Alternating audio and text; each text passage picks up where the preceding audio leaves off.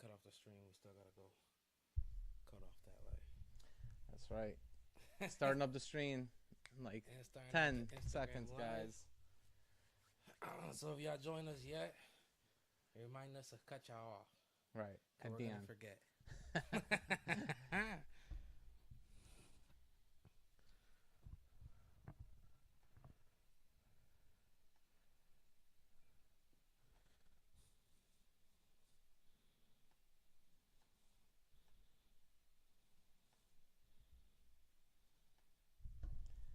What's going on, everybody? Welcome to Who You Got with Mellow.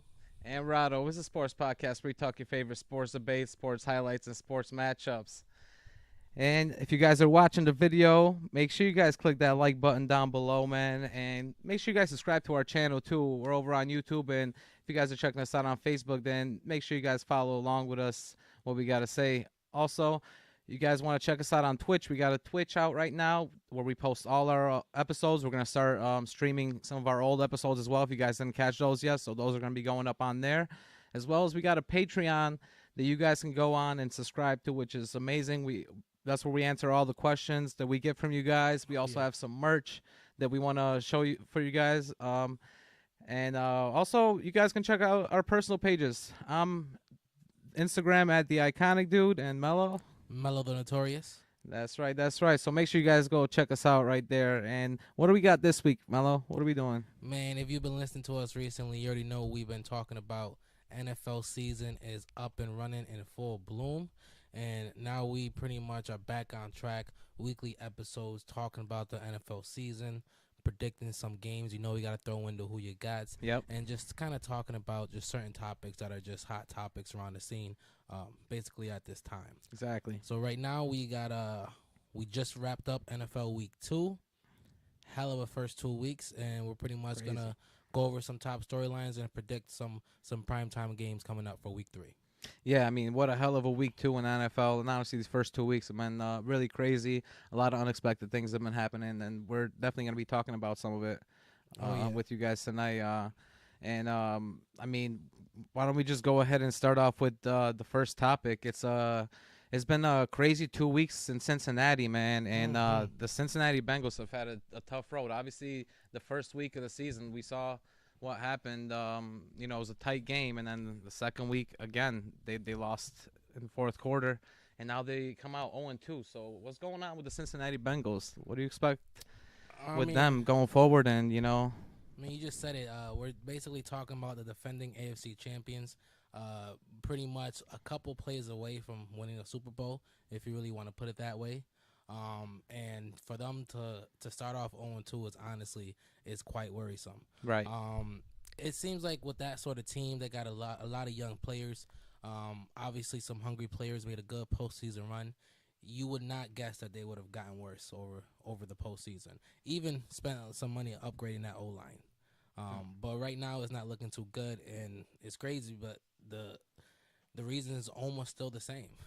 It's that O-line. Yeah, exactly. We're literally, I think they held they held their opponents to just over 43 points in 2 games. So the opponent's not even putting up 30 points. So Crazy. you can't really say the defense is just giving it up. They're playing competitively, but clearly when you got Joe getting sacked 13 times already in just 2 weeks, Exactly. he's basically already on pace to surpass what he had last year, which was the top quarterback when it came to getting sacked. And you would think that would be their first concern, but it definitely looked like they got a lot of pieces to figure out. And I don't know. Do you think it's time to kind of panic, or do you think they got some time to really kind of let the pieces fall together? So, yeah, you made some great points about him, but honestly, I don't think it's time to panic. I really don't. I know that, even in previous episode, we talked about their offensive line before, and even now you made some great points about them. Like, they were supposed to make an upgrade, but, first game, they let 7 sacks go, and now this second game, 6 sacks, and really, they look bad. Like, even on the run, they didn't look good. Joe Mixon couldn't get any push down the middle. And so it might, on the outside, it might look like it's concerning. But looking at their division, you got Pittsburgh. They just lost T.J. Watt for pretty much almost the whole season. So that's one of the guys that they don't have to worry about anymore, coming in and sacking Joe Burrow, and then obviously you see the Ravens. Their defense isn't the greatest, especially their secondary. So they're gonna let go of a lot of points in the secondary. But looking at their division, they don't look like they have to really be in trouble yet. It is concerning as far as like if you're looking at them as a Super Bowl team, though. What do you think, though? So for me, really honestly, I don't want to be concerned, but there should be cause for concern. So here's the thing: the Bengals were 7-6 last season at one point before winning what 6 or 7 after that. Mm-hmm. At least 5 of those were by a touchdown or less. The Bengals' trademark last year was their explosiveness. They have not shown that at all this year. Obviously, like you mentioned, Joe Mixon, I think he's only averaging 3 yards a carry right now. Terrible. Not looking too good. Jamar and Higgins aren't getting what they should be getting. But I personally believe that's just the rushing. Joe's not having the time in the pocket like he should to get them the ball. But if they don't figure out their play calling to get back to that explosiveness, when you got a 7-6 team basically went out pretty much the last half of the season, those are all very close games. Like I said, 1 touchdown or less. Mm-hmm. Those are like 1 or 2 plays away from being losses. True. And when you have that many Good point. games that are 1 or 2 games or plays away from being a loss, you can't sustain that. Mm-hmm. And that's already shown that it's hard this year. They could have won that Cowboys game. That's true. They gave it up in the last second. They did. That was that's a good point. They definitely could have had both of these games. Honestly, Mm-hmm. If you think about it, both of these games they really could have had. It was in their hands, and literally the fourth quarter, they pretty much gave it up. I mean, like you said, they're not really letting go of a lot of points. Their defense is really holding up, but it is their offense that's really not picking up the slack. Like last year, obviously they had one of the most offensive or best passing teams in the league. So honestly, like this year, you're seeing the T. Higgins. He didn't play that well the first game, so Jamar Chase didn't start out well.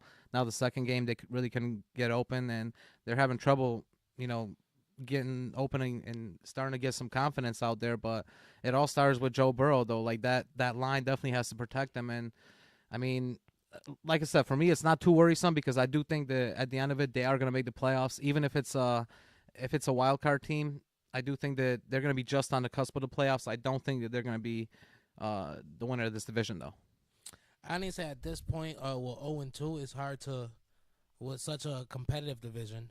Even if you might not think that, just with the Ravens alone, if they stay healthy, you can't give up games and lose that division. So I definitely do believe they will make a playoff run. But like I said, they have a lot of things. Like I said, a lot of people didn't expect much from them, let alone the Super Bowl last year, because of that experience, because of those close games, because they didn't always seem like they had it together. Mm-hmm. But it was always their explosiveness that saved them. If you can't get back to that explosiveness, then your team is not going to be nowhere near the team it was. That's very true. So one thing I would like to say, it does look like they're trying to give Joe Burrows more signaling responsibilities. So from what I read into, it looked like he's actually calling his own protection. Okay. This year, like the Manning way, the way the Manning was doing, and Brett Favre can show you that he's clearly gotten a lot wrong so far when it comes to calling out your mics and all that. Obviously, life without CJ. Was it Ozuma? Ozuma, yeah. He's that was his best Great tight end blocker. tight blocker, and tight end. And pretty much, I think they just picked someone up literally today or yesterday. They picked up another O-line that is supposed to be another acquisition that's supposed to help, but it better really, help because they need it, right man. There. It's the line. Joe Burrow needs more time. He needs more protection. We've already seen what he can do. The rest of that offense needs that because at the end of the day, they can't be a running team. They only have a decent back. It's not like they have a prolific back, but they do have above average receivers. So they need to get the ball to those receivers, and that comes from getting time in the pocket. That's true. I think that Joe Mixon can be good. Like the O line was good. He could be serviceable. You've seen one year he almost had 1,500 yards with Cincinnati. It's just that when they don't have a good offensive line, he can't get any push, and they're just like literally pushing right through. So he's getting a lot of they're getting tackles for loss. Whoever they're playing, the Cowboys had a few tackles for loss last week. Micah Parsons did, and you just saw that they couldn't really get any pushing down the middle from any running plays. So they're gonna have a lot of trouble with the running game. I think even if they do shore up the the left tackles where people are pretty much coming from the outside to sack Burrow, the middle is still gonna be a problem. I mean, at this point, most teams can have a good pass rushing game without loading up that box. Mm-hmm. Just because how weak that offensive line is, and that's going to be a problem. So Yeah. I definitely wouldn't say they're in trouble. I definitely wouldn't say panic. Mm-hmm. 0-3 to the Jets, you have no choice but to panic. Then you say they're in trouble if they lose next week to the Jets. 0-3 and you lost to the Jets. Hey man, you saw what the Jets just did in the week 2. They came back and came back from 14 points in the last 2 minutes of the game. Now Flacco think he that guy. Flacco thinks he's that Super Bowl quarterback again. He's like, but he's no, that dude. The Bengals definitely got some work to do, because if they let Joe Flacco go and throw all over their ass and he comes away with a win and they go 0-3, then yeah, I would say be worried. Because that's a short season now, and that's at least 3 to 4 division games, right? That you might not walk away with. So that's at least 6 losses. Because at that point, if you go 0-3, I'm not giving you neither win against the Ravens. And at that point, I'm gonna predict the Steelers to get rid of Trubisky sooner or later, and by that point, at least pull up. I mean, we heard those Pickett chants in Pittsburgh. Exactly. We heard those so Kenny Pickett chants. The Steelers might be looking better in a few weeks, as well. So I might give them one game as well. So at this point, if they go 0-3 to the Jets, and I'm gonna predict them to lose 6 games, and that already is putting them outside first place of their own division. Oh, that's for sure. That's for sure. But that you made a great point about the Jets. Now that I think about it, the Jets did win in the fourth quarter, coming back, and literally the Cincinnati's problem the last 2 games has been in the fourth quarter. They've given it up. So like, if the Jets do come back in the fourth quarter, beat them, and show that that's really their issue, is they can't really, their guys don't have the endurance to really keep it up in the fourth quarter, or they're maybe just not being coached right in the fourth quarter. Maybe it's a lot of time management issues that I've seen as well, especially in that first game. There was a lot of time management issues in that first game with Cincinnati. Then you could definitely start to worry if they lose to the Jets. I agree with you, but for now, I don't think that they need to worry, because even if you say that they lose 6 games, they're gonna still end up being 11-6, so they can still make the playoffs with 11-6. That's me just only adding 3. That's me just only adding 3 more losses in their division. Right. I got you. Because if they go 0-3 to the Jets, yeah, you mean they got 6 more? You're saying 2 more in the division. In their division, and at that point they lost 5, and there's still about 6 or 7 more games left. And I don't know their schedule off the back of my hand, but you're not gonna convince me you're winning all those. Right. No, I agree. That's what I'm saying. So if you lose to the Jets, and at best you lose 6 games, in my opinion. At best, that's a good point, because I think that any game that they play in their division, it's a possibility that they could lose. Like if they play Pittsburgh at this point, they can still lose that. And even we've seen Cleveland play pretty well this year so far. Play good defense. Exactly. It's not Chubb's fault that he ran that ball in. I mean, yeah, pretty much. He had to, though. That's what they're taught to do. They're taught to make that play and put the points on the board. Why was I mean, acting like that was something that really was a thought. Like, I understand if they were on a 50-yard line and he had a lot of open space to go down, but he had 1 or 2 yards to go down, and he wasn't sure if he was going to get the first down or cross the goal line. So might as well cross that goal line for Chubb. But that's that's another story with them. But like I said, they could be they could be beaten by any team in that division. Oh, 100%. Cincinnati can, and that's what I don't trust them about. So, I still think they can make the playoffs, even with a 10-7 record. But at that point, can they make the Super Bowl? Not at all. Exactly. I don't see them. And I said this last week when we were talking about them. I did say that this was going to be a big problem for them all year, and that's why I don't see them as a contender, and I don't see them as anyone you should be scared of in the AFC. Yeah. And you really shouldn't, just because that issue is huge. That offensive line, after a while, Joe Burrow, that's the reason why he wasn't playing in his rookie season. He got hurt from that offensive line. So I'm not wishing anyone to get hurt, but shit happens when you got sacked so many times, No, that's a whole fact. But either way, Cincinnati, pick it up. For real. Definitely need to. We love to see Jamar Chase ball out.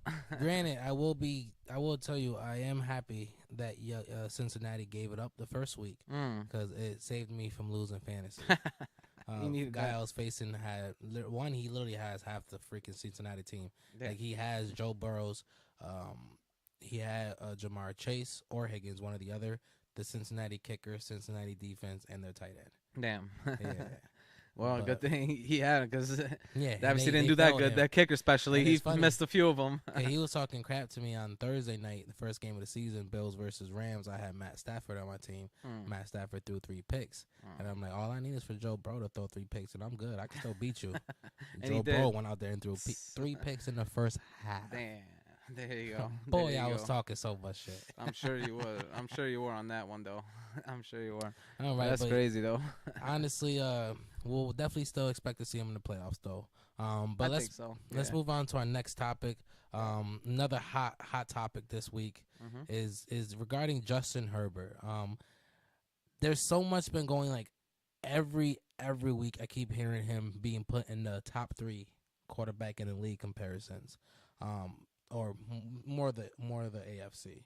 Because I don't think a lot of people consider him better than Rodgers or Brady, but a lot of people consider him better than Josh Allen still, and put him basically behind Mahomes. For a guy who's never had a winning record, I'm having trouble trying to figure out how this is. What is everyone's obsession with Justin Herbert? So basically, the question I want to ask is, where do you put Justin Herbert potential cap at? How good, bad, or average do you actually think he can be? Because at the end of the day, the man has never had a winning season, but he's made his name off of making big plays and trying to win his team close games. Good point. So I think that's what got him his notoriety. But at the end of the day, what does it really amount to? Especially if you haven't had a winning season yet. That's a good point. Didn't have the winning season, but wasn't it the winning season last year? Technically, the 9-8 record. That's a winning season. Was it? That's a 9-8 record. I believe that's what they were. Because remember, they were trying to get a playoff spot last year, and they just so if didn't. they are 9-8, then that was just above 500. Yeah, they were just above 500. But I see, I definitely see what you're saying, because they could have been like 500, pretty much, if they didn't win the last game of the season. They went 9-8. Right. So, but I mean, as far as Justin Herbert, one thing I do got to say about him is he's my MVP of this season. I already called him to be my MVP early in the season, and I know we saw, like, in week 2, we saw him at the end of the game. He got hit a few times, and a lot of people were like worried about his ribs, and he obviously came back, and he literally looked like a warrior coming back and playing through an injury, which a lot of people would have thought that he would have been out for the whole game. He came back. He threw 3 touchdowns. He's been balling out this year, honestly. Like, you got to give it to him. Already like 600 yards passing. My man's like literally one of the top quarterbacks in the league right now. Right now, a lot of quarterbacks are throwing it up deep. You got Josh Allen out there. You got Jalen Hurts out there throwing deep. Obviously, Tua had a crazy game with 6 touchdowns and 400 passing yards. So a lot of touchdowns are being thrown, and a lot of yards are being thrown. But I do think that consistency matters. And last year we did see a lot of consistency from him, especially late. The last 10 games of the season, he was throwing 300-yard games pretty much every time. He was averaging around 320 for the whole season, which is really a great number to average as a quarterback. I think that this year he's going to have an amazing season with Mike Williams, and as long as Allen stays healthy, Keenan Allen on the other side, if he stays healthy, I think that they got a great offense. Eckler's still out there. They still got Hunter Henry, and I think I'm sorry, not Henry, because Henry went out to New England, but they got another tight end right now that they just picked up this year. But with them, they're actually gonna. I think that they have one of the greatest offenses in the NFL this season, and possibly you're going to see them as a top 10 offense maybe of all time, because just right now, I mean, consistency matters. They've already had 100-yard rushers and 300-yard passers, both games. So if they keep doing that, that's going to be a crazy amount of yards. If they can get both 100-yard runners and 100-yard or 300-yard passers, from Justin Herbert. Now, as far as his projection going, I got him as MVP this year and beyond. I think that he's definitely going to be a franchise quarterback for for the Los Angeles Chargers, and I do think he could easily win them a Super Bowl in the future. I do see him as a Super Bowl winning quarterback, Super Bowl MVP one, in his future. If we're looking 5, years in the future, then yeah, that's what I see in his projection. But what about you though? What do you expect from him, and what do you project him to be? So with this Chargers team, every year is talk, and that's what bothers me, because every year they talk about how they're one of the most talented teams on paper, and it took them up to last year to finally get just one game above 500 basically, and they already aren't looking the greatest this year. And that's my problem with the inconsistency. Like, I've never seen someone else get praised so much for not doing anything besides making a few good plays, because not even like you're winning all those games, you're just making a few good plays. So for me, right now, I'm not too high on him. I understand he has the potential, but I don't think he's there yet, and he's far from it. I don't think he's gonna have an MVP season ever, or he's gonna throw a lot. To me, he's just like a young Brett Favre. But Brett Favre, wow, ended up being obviously Hall of Fame quarterback. Like a young Brett Favre was just inaccurate, throwing picks, just slinging the ball. So when I try to look at Justin Herbert, I try to just kind of break it down on what I see from. And obviously, when you come to most quarterbacks, you got size, athleticism, throwing, arm strength, right? Arm strength, and obviously Mobility. accuracy. When it comes to short, mid accuracy. Right. So when it comes to just what he is, I mean, I get the size, 6'6", well over 200 pounds, very athletic. He's someone who's tall as hell, can see over the line. That comes to where he can stay in the pocket, not have to really move around. Can find his pockets from doing that. Athleticism. Obviously, he's not the fastest person. He's not like Lamar Jackson or Kyler Murray, but he is actually athletic and very athletic for his size. Yep. I can admit to that. He's someone that can get the ball moving anytime he needs to be able to get out the pocket. He has the ability to run, take those long strides, and he actually has shown that he can throw a good ball on the run as well. Obviously, after that, we're going to look at some arm strength. He's already. Now, I think that's what it is. The arm strength and the deep ball is why people love him so much. For sure. I'll agree to that 100%. Like, people love to see that deep ball, that arm strength. And an accurate deep ball. He does have one of the most accurate deep balls in the league, even at an early age. And I will admit to that. He's pretty much showing that he can not only throw the ball deep, but read defenses, look off defenders, pump fake, find a way to not only throw the deep ball, but make that play happen to where that can actually be a ball that can be thrown. And then obviously short and mid, he's pretty good on that as well. He's good throwing under pressure, getting himself some sort of yardage on what some people might not be able to. So overall, I see where the potential is. Right. 100%, like I said, more athletic Brett Favre, which at the end of the day was prime Carson Wentz. Oh, I don't know about that. Brett Favre is a Hall of Famer. But remember, before Carson Super Wentz Bowl got injured, winner. remember the 11-game win season in the Eagles when he was basically accurate, efficient, mobile as hell. He had an arm. You gotta remember, Carson Wentz's projection was a lot higher. Yeah, but if you're talking about Brett Favre's career and Carson Wentz's career, I don't think it's going to be nearly as close. But that's why I said projection, like body-wise, strength, everything I just went over. He basically has the same projection as a prime Carson Wentz. All right. But that's what I was saying. That's a big difference between Brett Favre and Carson Wentz, I feel. Career-wise. I don't think Justin Herbert will be Brett Favre. He's definitely a gunslinger. He likes to throw in double coverage. That's the only thing I relate to Brett Favre is that.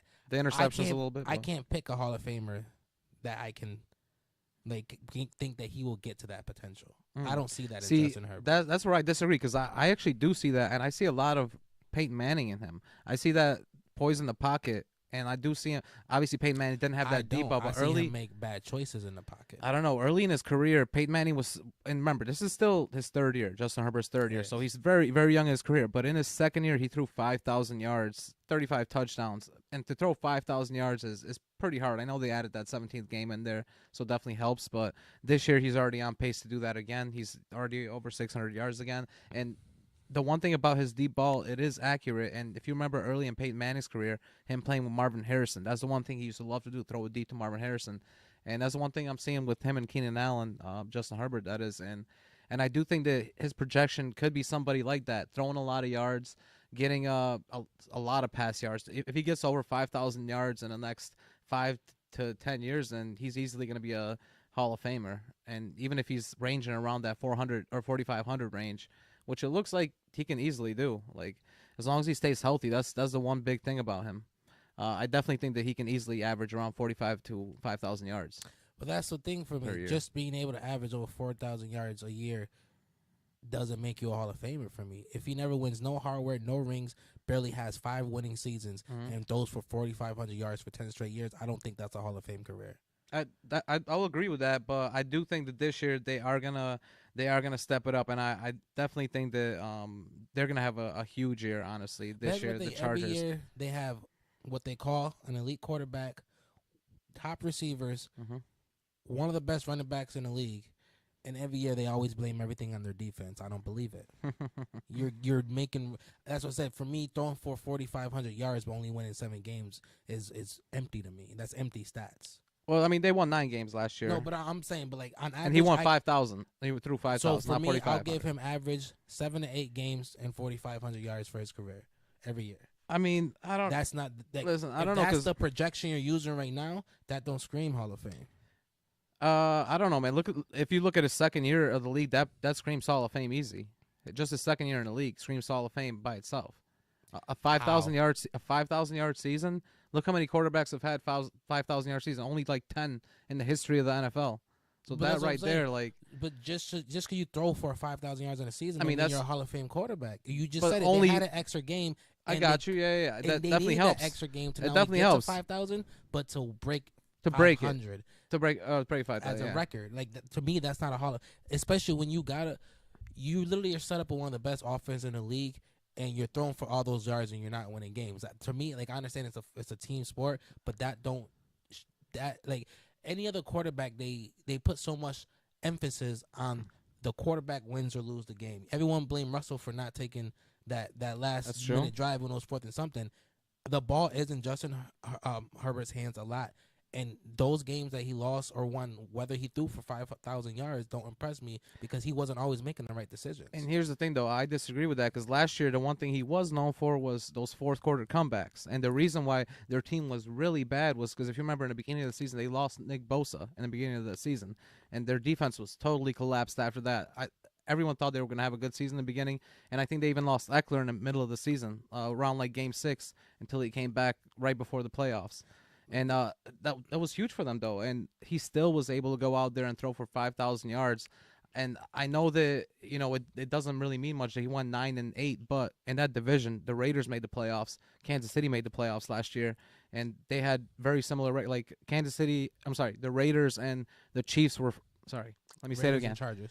The Raiders and the Chargers were fighting for that last spot up like to the last game of the season. And just because, the tiebreaker, the Raiders were able to get that spot. So it could have been the Chargers that went to the playoffs instead of them.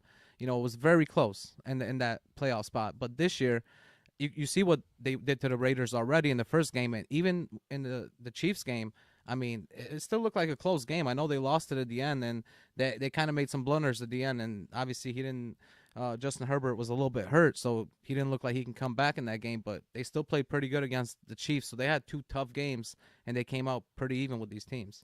But see, that's my point. That's why he's getting so much hype. Because out of the 9 games he won last year, he probably made 3 fourth quarter comebacks, and now they consider him more than no. You and your team is still average. Justin Herbert, I don't agree. Justin I think Herbert is team. just above average quarterback. He's 100% top 10, but he's not even top 5. Yeah, but top 10 is not average. Average is like lower than 15, and 15 to 20 is average. And that's what I said. He's average, so I'll give him top 10. But that's not average though. That's top tier. That's not. It is the top 33%. I just said he's top 10 to me, but not top 5. That's what I mean. Clearly, top tier is top 5. Well, no, top 10 is top 33% of quarterbacks, and that's average. That's not average. Average is 50%. Like 50% is in the You're middle. Literally giving me 4 more quarterbacks.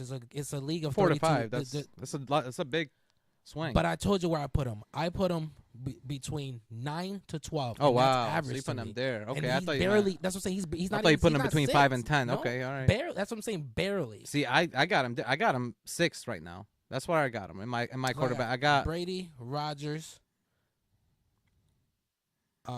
Mahomes, Jackson. I got up there. I'll take Allen. Jackson. Allen, and then 5. that's where I got him after. I got him 6. I don't. I still put Russell Wilson over him. I wouldn't. Not the way he's been looking. And that's throwing 145 yards and 20 passes. And last game. you take in one game, I can pull up Justin Herbert's worst game of his career and give you stats like that too. That's what I'm saying. Justin Herbert's never excelled at anything. His arm, we just talked about his arm strength, where it's one of the best in the But league. it is- Him and Josh Allen have that's not comparable arm excelling at strength. anything. That's huge. But it's not winning him games, so that's what I mean. He's not excelling on the football field. He's not actually it is winning doing him anything. games. Like You're like having an arm, like bro. Joe Flacco had one of the best arms in the league for how many years? No one cared because he wasn't doing anything. With Joe it. Flacco was not as accurate as Herbert, and he did not have the mobility that Herbert has. But I'm Herbert talking about just the arm strength. Okay, Joe yeah. Flacco Just was arm touted strength. for his arm strength, but that didn't mean anything. He's He still only a won Super one Bowl winning Super Bowl. quarterback, and that's what I said. That And he needed more than just arm strength. Okay, and that's literally what I just talked about Justin Herbert. Because Nick Bosa was out last year, now they have him back. Now they got Austin Eckler back.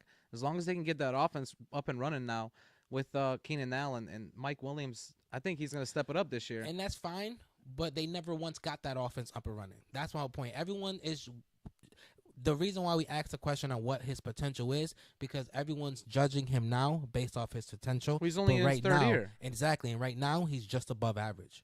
How so? When last year he had an incredible year. He had a historic year last And year. his team went 9-8, and they didn't do anything in the playoffs. That's like you can't. Y'all put those team records or like y'all hold those other quarterbacks. That's what I'm saying. Like everyone keeps giving him a pass for his horrible team and his losing record. Okay, so you're giving it just wins and losses because we just talked about Joe Flacco and you just talked about that he had nothing else other than his arm strength, but he still had his team to the playoffs and the Super Bowl. So did he do something or nothing? Amazing defense, a lot of help, a good running Right. game. So you're the taking Chargers don't even have. but you're nothing taking near into that. account Joe Flacco's wins, but not Justin Herbert's like wins like That's that. what I'm saying. Like So that don't make sense. it does because not only is that Ravens team was better, Joe Flacco was a more experienced quarterback. Not only is I'll agree. Not only is this Charger team not prepared, even if they somehow got to the Super Bowl, Justin Herbert's not the guy to win it. Oh, see, I disagree Neither there. Justin Herbert nor the team are where everyone is putting them at. I the disagree. team is average. They have an above average offense, but that's it. I disagree. I think that now their defense is actually stacked. They actually Average. got Bosa back. Not at all. Not at all average. You're gonna see this year. They're gonna. They played. Everything is you're gonna see. I'm going based off. Okay, what well, I've already even saw, what we I saw. is Let's average. talk about what we saw. They just played two of the hottest teams in the NFL: the Raiders and the Chiefs. Two teams that people thought in the beginning of the year that The come Raiders on. weren't the hottest team in it. Bro, Yes, they were. They just had the best wide receiver just went to their team. They were one of the hottest teams Yeah, in and the last year coming was into the season. No, they had one of the hottest acquisitions, but And so they were- many people and they- had question marks on what the Raiders were going to do, what their new identity was going to be, how just Derek Carr and Josh Jacobs. They You can't just say made they're it one to of the hottest conference teams. finals. Like I mean, not conference. The the NFC. Not the. But we Excuse just me. had a The whole AFC episode conference last game. week about how they struggle and how no one really knows what to expect from them this year. That we That's expect this- them to this be year. a little bit over But remember- average. But you can't say that they're one of the hottest teams. Like the Raiders were not one of the hottest teams coming into this year. The Bills. I mean, come the on. Bills. The Bills are the definitely. Chiefs, The Bills are definitely. But remember, the Tampa Bay no. Bucks. If you the want to talk Rams, about that, those are some of the hottest teams. no, coming the into Rams this year. actually moved down to sixth in the playoff odds. The Super Bowl odds actually had the Raiders third. If you remember, in the beginning of the year, they had them third to win the Super Bowl. So that's pretty high up, if you ask me. They already made the playoffs last year. They made the AFC conference game last year. This year, they got one of the hottest wide receivers to go along with that offense. They just got obviously Josh Jacobs back. I think a lot of people were talking about him, and even a lot of people were saying that they were going to be either the winner of this division or second. And I didn't have that. I still got Chargers winning this division, and you see them right now. The Raiders are 0-2. The Chiefs are obviously the top dog still, but even the Chiefs played a tough game against the Chargers, and they almost lost to the Chargers. It took them a final drive to win against the Chargers. So you see how close the Chargers are. And watch in the next 3 weeks. Watch when the Chargers lose a game against a team they shouldn't have lost. Then what you're gonna say? I understand what you're trying to say, but just 2 weeks of barely losing to a good team, once again, is not gonna impress me. To just put that team that's definitely if that happens, the if they Buffalo lose Bills right to now went 2-0, scoring destroying, ridiculous amount of points. Sure. I give them one loss to the damn Jets this year. I'm waiting for that to happen. I mean, I don't know. They got a few tough games actually. They do. They got a few tough games so this for year. me, I think the them Bills do. barely winning against the Chiefs, who look like they played like shit, doesn't impress me. But that's what I'm saying. Look at their division now. The Broncos are doing bad. The Raiders are doing bad. We're two We're weeks in. 2 weeks in, We but just talked about the Bengals doing bad, and we still expect them to go to. and the the only playoffs. offense that looks really amazing is obviously the Chiefs, but really the Chargers looks amazing in the AFC. Other than the Bills, three offenses right there. But as I'm saying, like They're I'm really not trying incredible. to judge any teams that being amazing right now, because like even then the Bills about to look amazing next week against the Dolphins and all their weak NFC or AFC East teams. I could agree, but I So mean, that's if like, we're, I'm going based off the last 2 full seasons, which were average. all right, let's look And at moving forward. I do moving agree forward, and he's that's- gonna be above average, but not as hyped up as y'all keep putting him. So let me tell you the next 4 games then, and I'll tell you if Chargers, the Chargers next 4, and if they go 2-2, then I will agree with you. and that's average. That's what I'm saying. Yeah. So this is their next 4 games. They're going to the Jags. I'm sorry, they're playing at home with the Jags. Then they got the Texans, then the Browns, and then the Broncos. They're losing too. So I don't think so. I think they're at think least they're going losing 3-1. too. They're At losing least 3-1. So in 4 weeks, we should definitely come back to this topic and remember this conversation and come back to this because So if they're 3-3, yes, Then then they're they're in trouble. But if they're 4-2 or better, which I think that they could possibly win all these games, these look like easy games to them. Honestly, these look like easy wins. The next 4.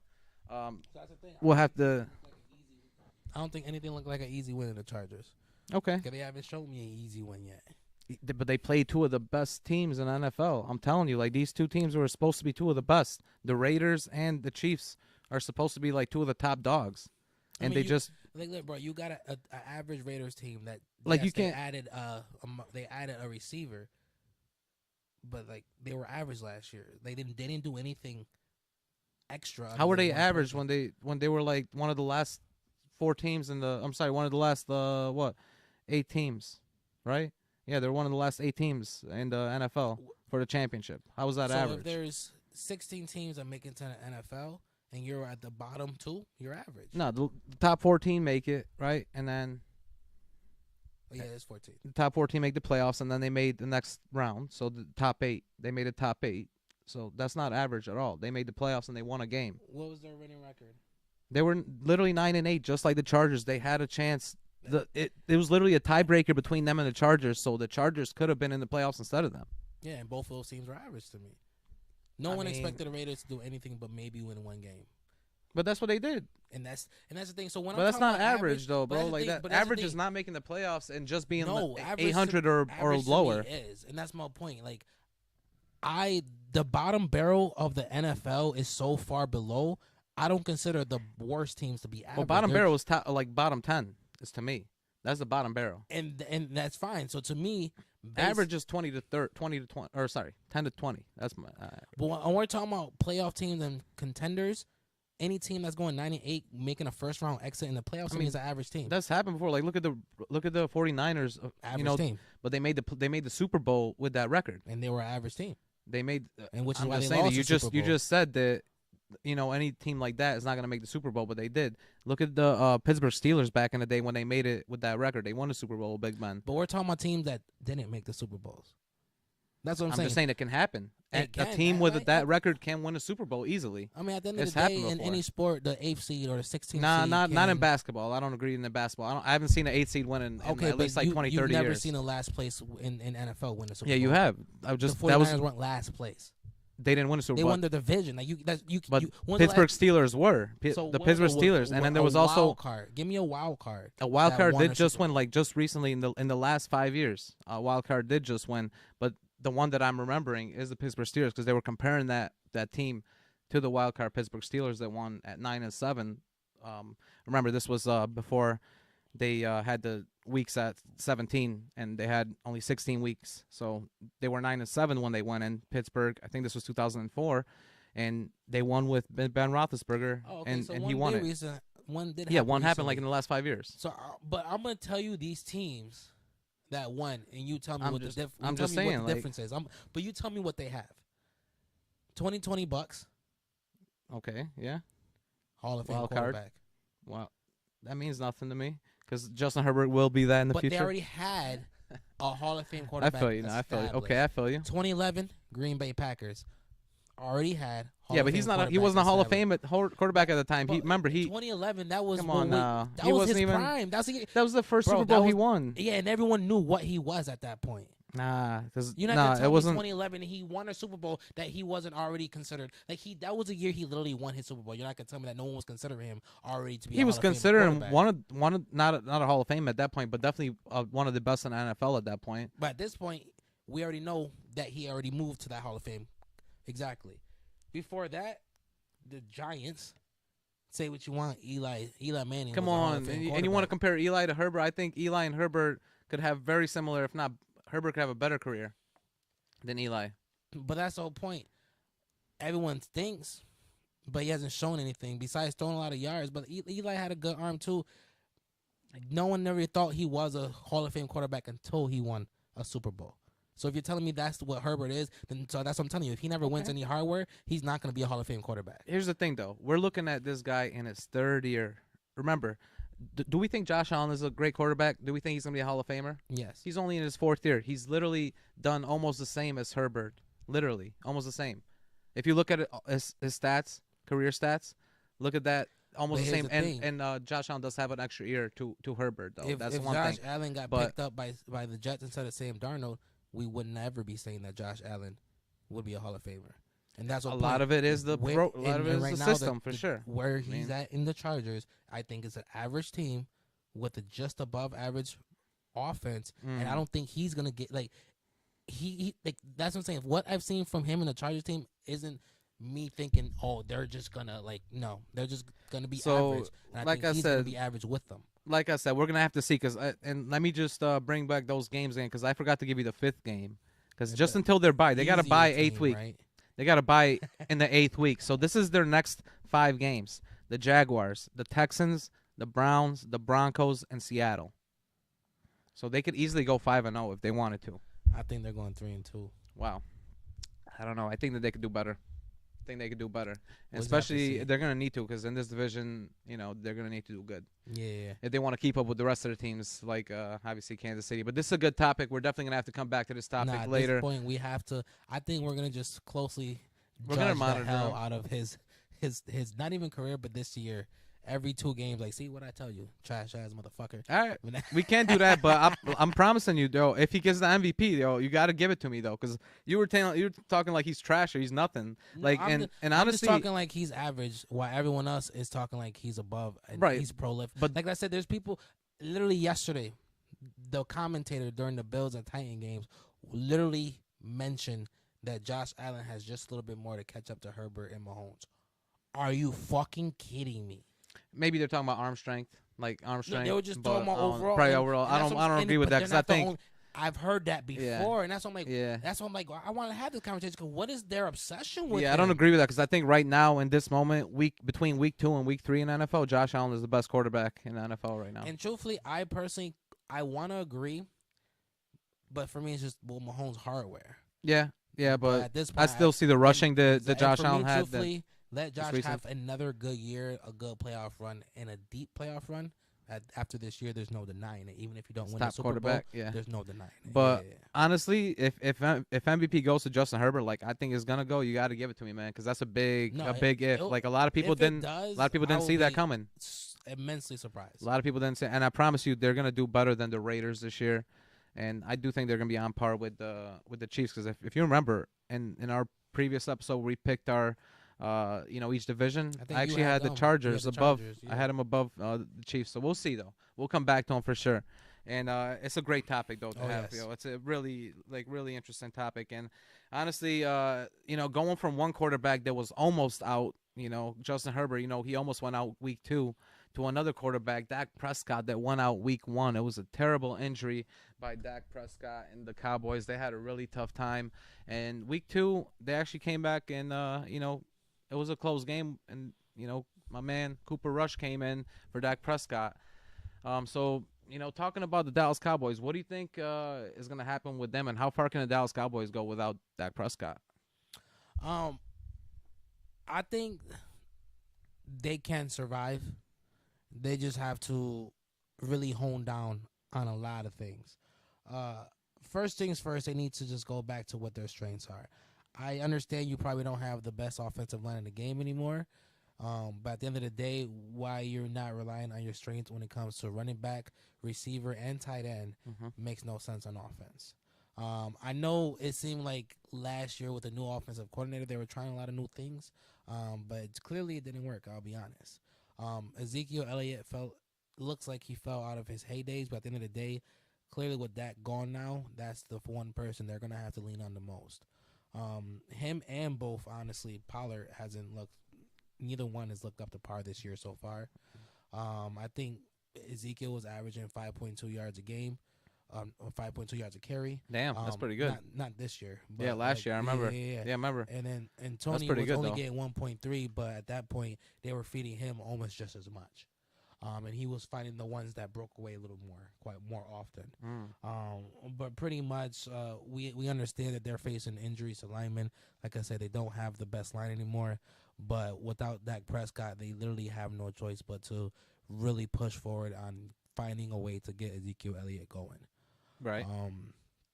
Defense, it's gonna be rough. Obviously, we know they got Micah Parsons, defensive rookie of the year. Damn, you ain't gonna bless me, homie? I was waiting for the third one. I know, right? Then they still got Diggs. Obviously, he's shown improvement this year, but they're looking a little sloppy on defense. They run a real hybrid defense. Try to push a lot of pressure. And truth be told, they actually like taking chances and being aggressive on the back end when it comes to their safety in the corner. So that's why Diggs really never gets in trouble for doing what he does, because it works out in the end. I'm pretty sure they just lost Curse for a few weeks, which was their linebacker /N/safety. They lost him for 5 weeks. So. And he was also their signal caller. He was the one making all the calls in the middle. So basically, not having your smartest defender on the field, in the middle of the field is going to be worrisome. Like I said, especially because he was a nickel. He played linebacker. He necessarily didn't play. He did play safety. They threw him in safety sometimes. Yeah, too. they did. So that is going to be a huge loss already with losing Dak for most of the season. So that's something I feel like they need to, obviously, next man up. A lot of rotations. They're going to need a lot of bodies in there to keep up with the pressure. But they need to get back on sacking the quarterback. Right. Really getting that pressure on that front seven.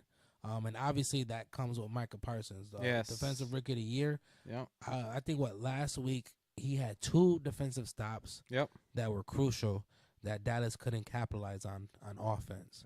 And at this point, you can't have your best defensive player putting in fucking work for you and not being able to capitalize on it. Like, those are 2 crucial stops that were in the goal line. Yep.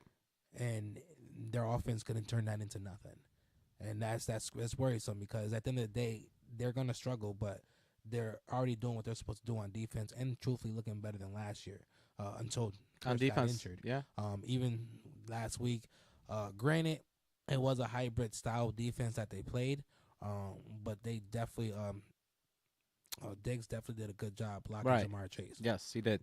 He definitely, especially in the first half, Jamar was having a tough time. Exactly. So I think the defense isn't the biggest worry, even though, like I want to point out, they lost Curse for 5 weeks. Yep. But obviously on offense, they just really have to lean towards the running game. Obviously, I'm blanking on his fucking name. Backup. Rush. Rush. Yeah, Cooper Rush. Cooper Rush. I was like, who the hell's because I keep thinking of Amari Cooper. Right. So obviously Cooper Rush has to find a way to get going as well. Yeah. Because even though we all need and we want them to go towards Ezekiel Elliott, if you don't find a way to get CeeDee Lamb going, you're the guy you basically let Amari go for.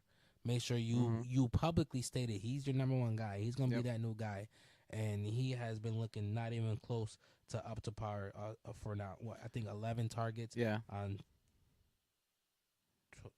not reading that correctly. It says 29 yards. No, he had 104 yards in the last 2 games. Okay. But yeah. Oh, okay, got you. That's from Dak Prescott. Got you.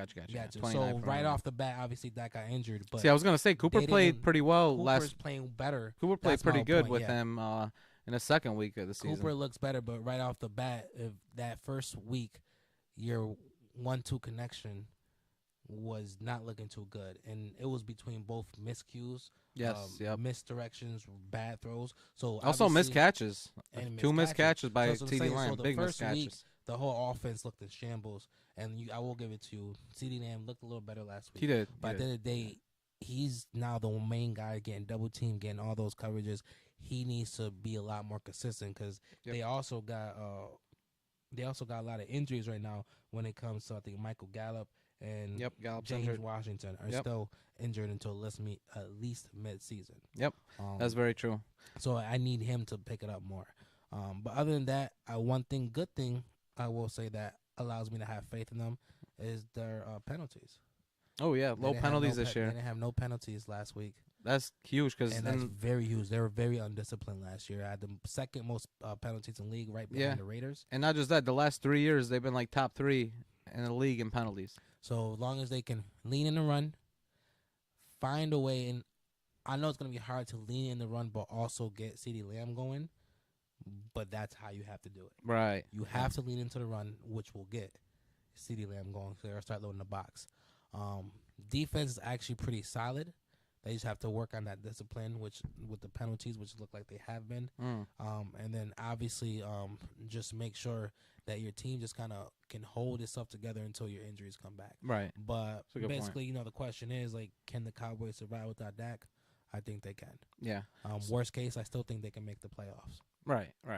And I mean it's not a too tough of division in NFC East, but the Eagles look like they look amazing. Right now. They look amazing, especially the offense. Like I said in the beginning of the season with the Eagles, best offensive line, best running game in the league. And they still do. But as far as the Cowboys, man, I'm gonna have to agree with a lot of the things you said, and you brought up some great points. Especially the running game has to step it up with Ezekiel Elliott. He needs to start doing what he was doing last year. That's a great point. I actually think that Cooper Rush played pretty well last week, surprisingly to me. I thought he was going to play a lot worse than he did. He was throwing the ball out to CeeDee Lamb pretty well, and he's actually got some really good connection with Noah Brown, who's now their second receiver, who's got more receiving yards than CeeDee Lamb. He's got 150, whereas CeeDee Lamb's only got 109. So, as of right now, it looks like the connection is with Cooper Rush and Noah Brown. CeeDee Lamb is getting locked up. Yeah, and that's a good thing for Noah Brown. Then he's going to start getting those receiving yards. Turn into CeeDee Lamb. Yeah, but that's what I kept saying. Remember, we had not arguments, but debates. About CeeDee Lamb and Amari Cooper. Yeah. And I'm like, he's looking because they're giving the best coverage to Amari Cooper. Yeah, but you got to give him time. Remember, this is his first year being alone, and plus he doesn't have a starting quarterback right now. So, and remember, in football, like especially when they're in practice, like the ones play with the ones, the twos with the twos, threes with threes. So like Noah Brown's a number 3 receiver, so he's practicing with Cooper Rush pretty much every day. Right. So they obviously have a way better connection than obviously CeeDee Lamb would have or Gallup. Because obviously those are the ones. So I always think that's a big thing in football. Because every time like a backup quarterback comes in, you always see like the third receiver always ball out, and you're like, damn, where did he come from? But it's just like they always had that connection. So I think that's just like a little bit of that bias, that backup bias of the quarterback. But as far as their defense, I gotta give it to them. And their defense has been playing incredible, and you saw that against Cincinnati. They played really amazing. And you said it best, man. Micah Parsons, I think he's Defensive Player of the Year so far right now. He has the most tackles for loss and the most sacks this year so far. He's got 4 sacks, which is amazing. I think 2 games. Yeah, and just doing this, coming from what he was doing last year, almost being up there for Defensive Player of the Year last year, close to it. I think he was like 4th, but still, like the man is like a beast. I think that he's definitely going to be up there for Defensive Player of the Year at the end of the year, possibly alongside with the guy who I had. I think I had Bosa actually, but Nick Bosa for 49ers. Right. Yeah, not for Chargers. But anyways, I think that Dallas is going to actually play pretty well because I was very surprised with Cooper Rush. I really expected him to play worse than he did, and he actually played pretty good. I do agree with you that their running game is going to need to step it up, but honestly, like if you're looking at just who they're playing and who they're matching up next, yeah, they got the Giants who are 2-2, but do we really believe the Giants are 2-2 from who they played? Like I don't think Saquon has been, but we'll see what happens with the Giants. But the Giants to win week 1 or week 2. That's true. Nobody did at all, but they did it. But maybe week 2 because they did play Houston. But I mean, I think that most people expect Dak Prescott to come back either week 8, which would be Chicago, or he's going to stay out until the bye week and come back week 10, which is Green Bay. So let's say that he's out until the bye week. They probably got like another 6 weeks. 6 weeks with Cooper Rush. And they got to play the Giants, Washington Commanders, the Rams, the Eagles, the Lions, and Chicago. And honestly, I could easily see them going 3-3 and possibly 4-2. 2-4 to me, man. Honestly, 2-4. I think they could lose some of these games. I don't think You they said 2-4. Yeah. Yeah, remember, the Giants are 2-0 for a reason. Like you said, Saquon Barkley's playing amazing. Their running game is really well, and they actually have 3 really good receivers right now that are playing good with Daniel Jones right now. I'm confused. Do you think they're in trouble or not? Because you just got them going like basically 2-6 before Dak comes back. Not 2-6. What? Well, 4-5 before Dak comes back? Well, they'll be 4-3. Yeah, right? Yeah. Because they said week 10. And that's what, 8 games. But they would play 6 games left, so they got week 3 through 8, and then 9 game they got to bye. So they got 6 games left. I'm thinking with Cooper Rush. So you think 2-4? So you literally think most likely? No, be honest. 3-5. 3-3 is my most likely scenario, which would make them 4-4. Right. Going in with Dak, that's my most likely scenario. But and the losses I have are the Rams week 5. The Eagles week 6 and the Lions week 7. Those are the losses I got. You got them losing to the Lions? To the Lions, I do. I think the Lions are actually. You watch too much Hard Knocks this year. I swear, bro. And you might be right there. No, because you've been linking them in for the last couple episodes. Like I really think bro. Hey, but what did I say about Amon-Ra St. Brown last week? He had a game. I told you about him. Told you about my man. No, I do think the Lions are gonna be unexpected this year, but. I just think that they play tough, especially on defense. And if their defense is tough against Cooper Rush, he's going to have a tough time throwing. Remember, the Cincinnati defense is not the best, especially their secondary is not that great. So that's the reason that he was able to really throw it out there to his guys. I think that he's going to have a lot more trouble with guys like the Rams and especially the Lions as well. Honestly, even Washington. Washington has a really tough defense as well. Maybe it'll be tough games, but I think every game they do have a chance to win other than those 3 that I said. The Rams, the Eagles, and Detroit Lions. So 3-3 is my projection in the next 6. What do you think, though, in like the next 6 weeks? What do you project? I would say 3-3, but for me, that 3-3 is worse case scenario. That's worse. Okay, so you think 4-2 maybe? Wow. 4-2. So you're giving a lot of praise to Cooper Rush though, because 4-2 is pretty good. Well, I just think if the rest of the team could put it together, I think they'll lose to the Eagles, lose to the Rams. And they could win the rest. Yeah, they could win the rest. Not that they will, but I can see the potential of them winning the rest. See, I just expect Cooper Rush to make some mistakes. I'm not impressed by the Bears at any point. Me neither. I'm not impressed by them. Nothing they're doing. I'm not impressed by them. Detroit Lions, if anything, I'll give that third game to one of the Washington Giants. or Giants. Yeah. Because they both got pretty good defenses and division games. The toughest for sure. But I mean, even if you look at it that way, then they could lose both of these division games. They can go on and lose the next 3. That'll make them 0-5 for the next 5 games. At that point, just let Dak stay out. Cooper Rush, don't get it twisted. Cooper Rush is a decent player. Yeah, he's 2-0 in his starting lineup when he starts the game. But he's he started 1 last year and 1 this year. But do you really you don't expect him to play this well the rest of the games. He's going to make mistakes. He's a young quarterback. They're going to figure him out. They don't have tape on him yet. Once they do, they'll figure him out. And you'll see him start to make errant throws and double coverage where he's not supposed to. A lot more turnovers are going to happen, and Dallas is going to be playing from behind a lot more. For sure. I agree with you. That's what I think with them. But it's going to be definitely interesting to see what happens with them towards the end of the season because, like you just said, if they do bad, are they going to keep Dak out? And at that point, how long does he have left?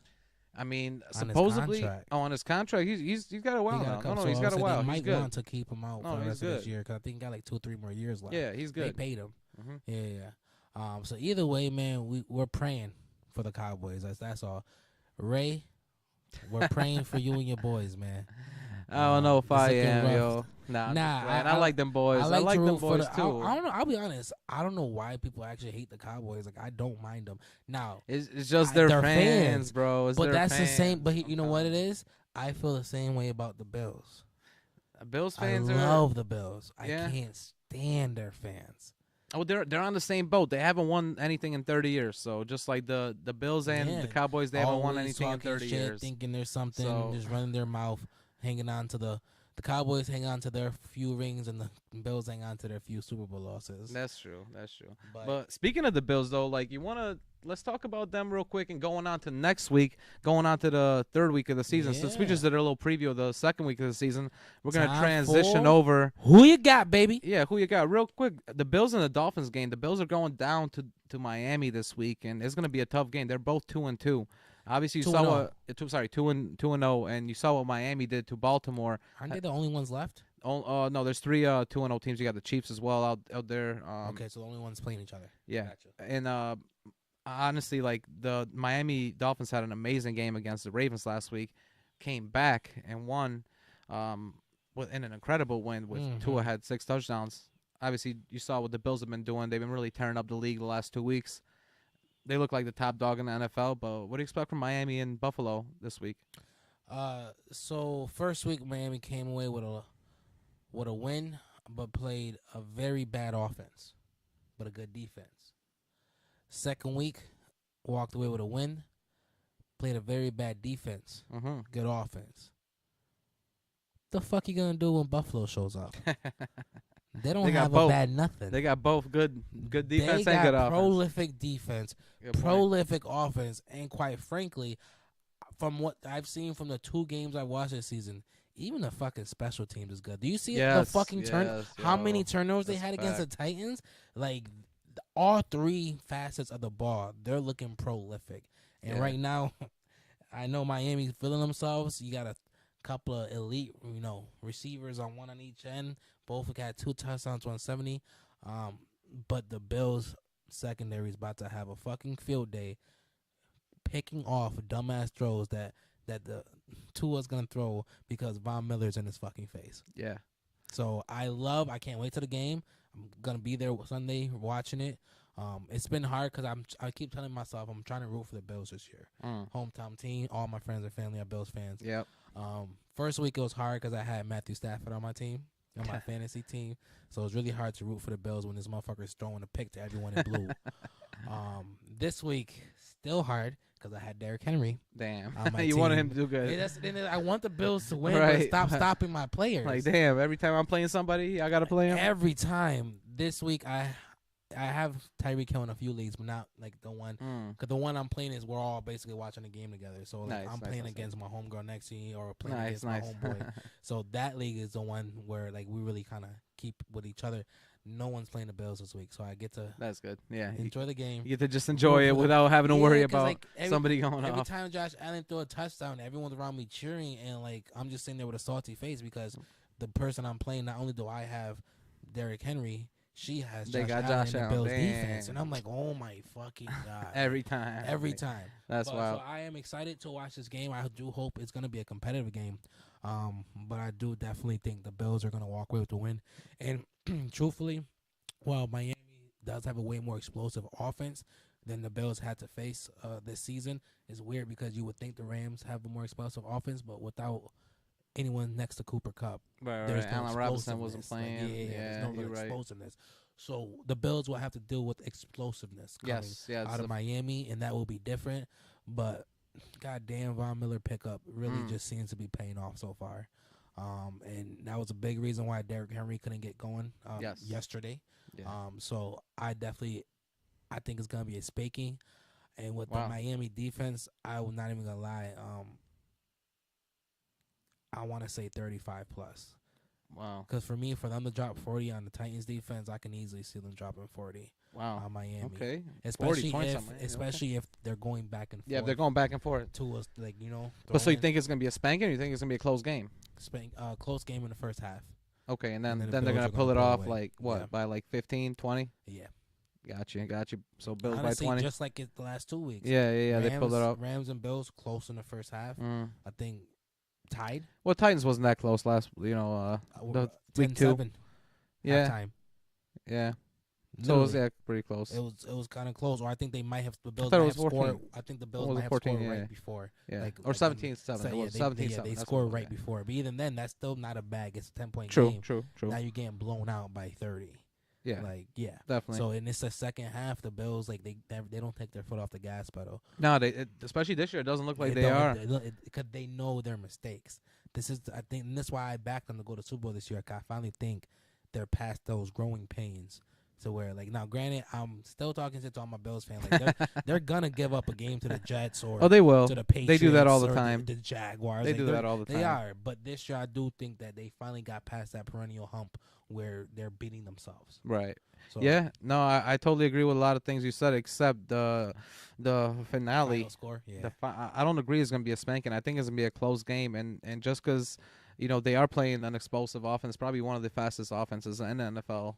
I do think that the Bills secondary is gonna have a good game, though. Like you said, I think that Tua's gonna throw some errant throws, and he's probably gonna have a few picks.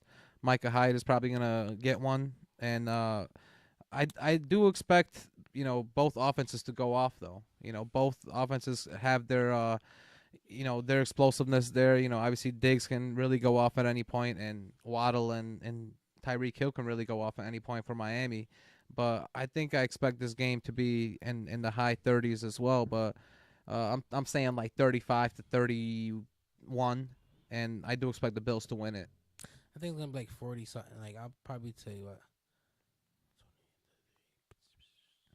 We'll go 42-28. Yeah, that's a good score. It's not a bad score. Like, No, I think not they're at all. gonna hang in there That for a makes while. sense. Yeah, that's two touchdowns. But I definitely agree with your points about the defense. I think Von Miller has been paying off this year. Honestly, out of nowhere. Everyone talking about he was playing, too like, old. He's already even earned I his said that. contract. I did too. Bro, I said that he wasn't worth his That much contract. money? I was happy No. that they got rid of him in the Rams, and the Rams are my favorite team. But I am wearing the Bills right now. I got to give them some praise. I do expect them to win this game. If he play the way he's been playing the rest of the season, Von Miller already made his money's worth of his whole contract.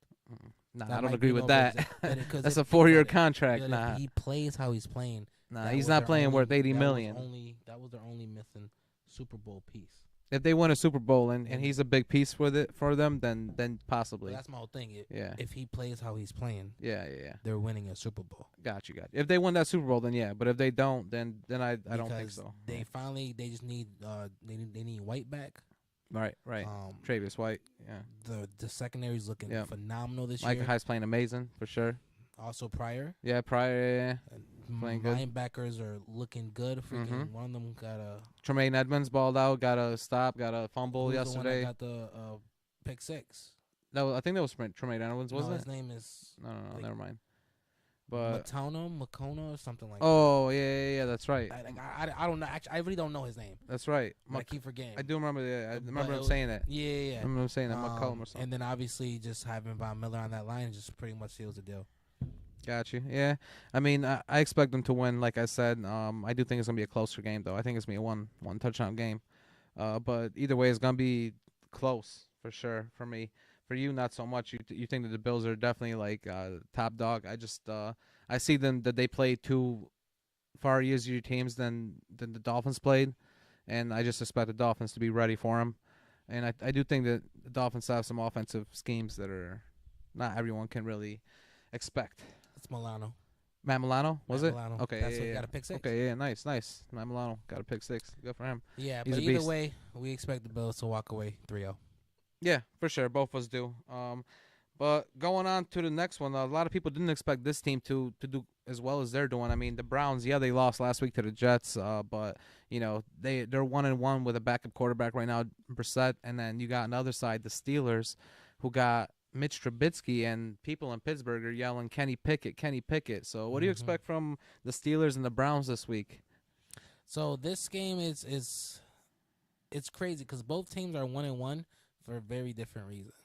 Cleveland looked like on the verge of being 2-0. Yeah. Gave up a heartbreak with less than 2 minutes left to the Jets. And on the other end, Pittsburgh's offense looked literally lifeless. Literally lifeless. So obviously you said it.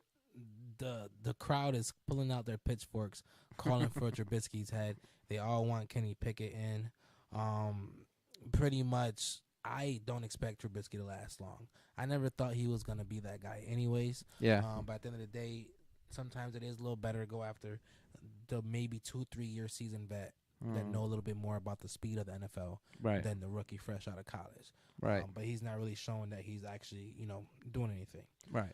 Cleveland, obviously, Lord knows what that locker room was looking like after that debacle against the Jets. Literally 30-17 with less than 2 minutes left. Crazy, bro. Crazy. I honestly, obviously, it was 99.9, so it's a fact that we've never seen nothing like that. I mean, yeah, it was a 0.001% chance that the Jets were going to win. Yeah. All that Cleveland needed to do was, like you said earlier in the episode, Stop the Chubb. ball. Well, no, Chubb needed to, instead of going in for the touchdown, literally fall down in the 1 yard line, and they would have won the game right there. And then 3 kneel downs, they would have won the game because the first down was right in between the 2 yard line and the goal line. So he had that spot. You can't blame him for that. Not at all. That's why I said before. You can't blame your defense for giving up two touchdowns in less than 2 minutes. But I'm just giving you how they could have won. That's how they could have won. Exactly what they do. As soon as what happened, if Nick Chubb would have not scored, right, they would have kneeled.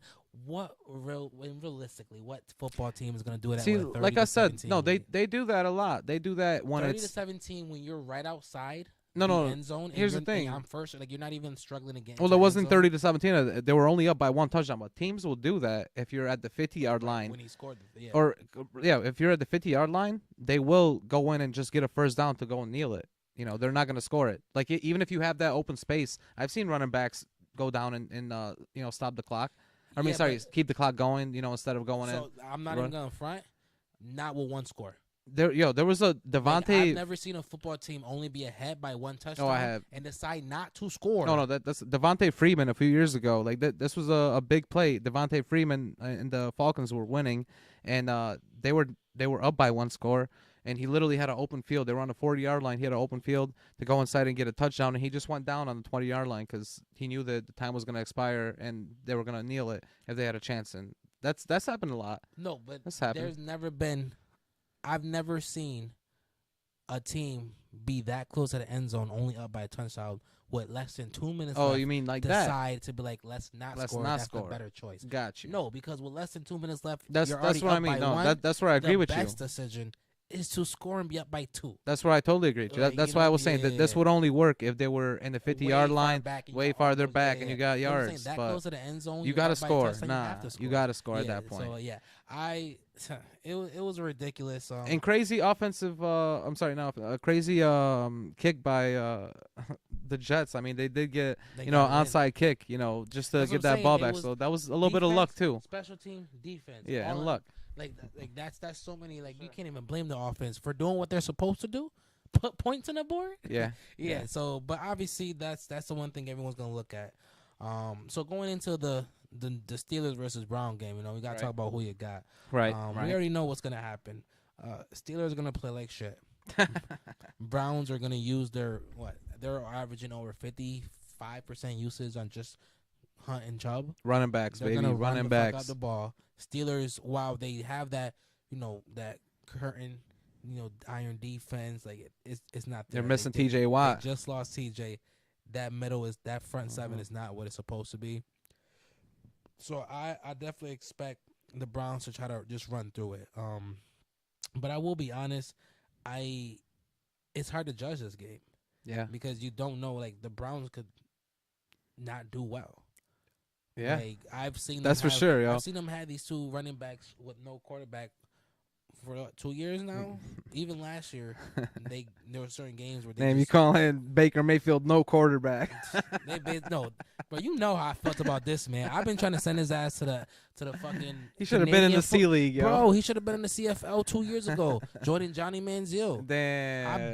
Leave my man Johnny out of this. That's a fact. Leave my man Johnny out of this. I'm sorry to disrespect Johnny like that. I didn't mean to disrespect you like that. But yeah, no. So I think the Browns are going to try to run the ball, dominate time of possession, and pretty much offer no sense of urgency when it comes to just moving the ball, because that's all they have really left. That's all they got. Yeah. Steelers, I don't know what the hell they're going to do. At this point, no one even knows is Kenny Pickett starting. Najee Harris still has been wobbling off that injury, not 100%. And yeah, obviously they got a decent receiver as well. But if you don't got no one to throw the ball, you ain't got nothing to do. And then like, obviously T.J. Watt missing in that front line is rough. So I actually really wanted to choose the Steelers to win this one. And I think I did up until right now. Damn.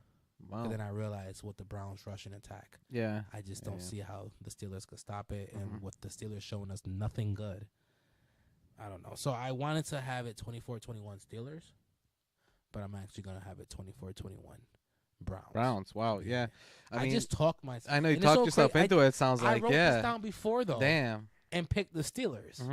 And I just rewrote it. It sounds like read it, and I'm like, wait, that don't sound right. It sounds like because you're looking at the Pittsburgh offense that you don't trust that they can put up points really on the board. The problem. The defense might hold itself down, but really thinking about it, like looking at those last 2 weeks, literally Najee Harris hasn't even looked like. Nah, he's looked terrible. I mean, he only had 72 yards the whole season so far, 2 games. I know, but still that's bad. And Mitch hasn't looked great. 150 yards each game in the last 2 games. That's why people are yelling for Kenny Pickett out there. Ball downfield. Exactly, and they actually have a weapon downfield. Deontay Johnson is a beast. They got a good receiver, but they can't get it to him. It's crazy how many skilled players they actually have, but they just can't get it to them. Like, that's what's surprising to me. And you might be right. It might be time for Kenny Pickett to go out there. I think as of right now, they're still going towards Trubisky. They have to. And I think it's going to be like that for the next 2 weeks. 2 weeks. Yeah, exactly. they got a few what we'll call mediocre games. Like obviously this one with the Browns, and next up they got the Jets. So until they got week 5 with the Bills, I don't know. I don't even know if they want to put Kenny Pickett against the Bills because that's gonna be a tough one. But as far as the Browns, the Browns have a really good front 7 as well. If you remember, like they got Myles Garrett still out there, and he's a defense. Yeah. He's a monster too out there. So he can definitely go ahead and sack can sack Mitch Trubisky. And Mitch Trubisky has 6 sacks this year as well, and he had 5 last week. So we'll see what that offensive line does for Pittsburgh.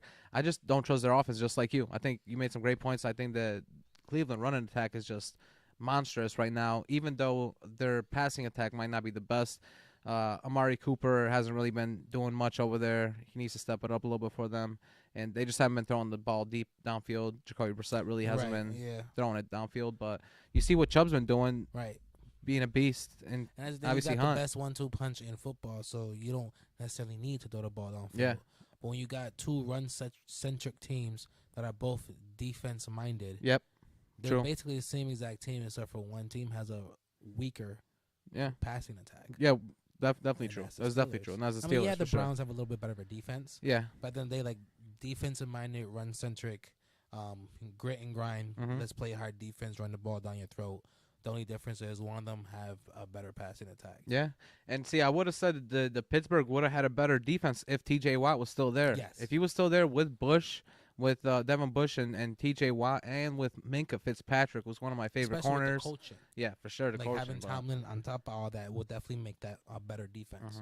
Yeah. Definitely. I think that possibly Minkah Fitzpatrick will get an interception this week against Brissett, but I see this game being very defensive, and honestly, I see it being a low-scoring game, but a close game, but very low-scoring because both of these teams can't really score like that.